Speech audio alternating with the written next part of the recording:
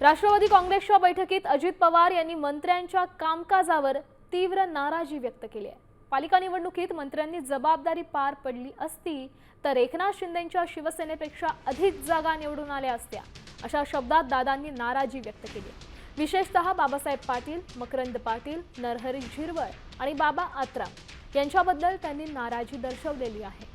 पक्ष पाठीशी असूनही गडचिरोलीत अपेक्षित यश न मिळाल्यामुळे त्यांनी मंत्र्यांना चांगलंच सुनावलंय।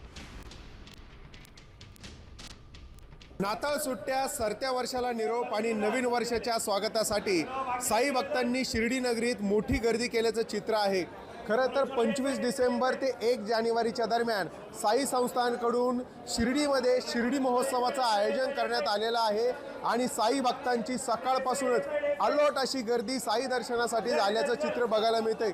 दरवर्षी नाताळ सुट्ट्यांच्या कालावधीमध्ये मोठ्या संख्येने साई भक्त शिर्डी नगरीत दाखल होत असतात आणि याही वर्षी आपण जर दृश्य बघितली तर मोठ्या संख्येने साई भक्त आता साईबाबांच्या दर्शनासाठी या ठिकाणी शिर्डी नगरीमध्ये दाखल झालेले आहेत आणि पुढील 8 दिवस गर्दीचा हा जो ओघ आहे हा असाच कायम राहणार आहे आणि 31 डिसेंबरला साई मंदिर देखील रात्रभर खुलं ठेवण्याचा निर्णय साई संस्थांनी घेतलेला आहे।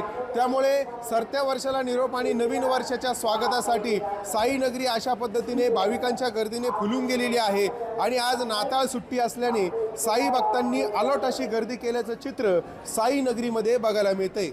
सचिन।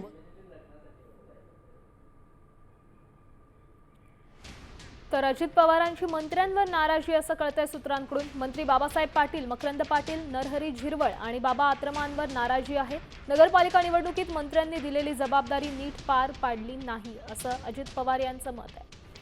मंत्र्यांच्या निष्क्रियतेमुळे शिंदेसेनेपेक्षा कमी जागा मिळाल्याचं त्यांचं निरीक्षण आहे।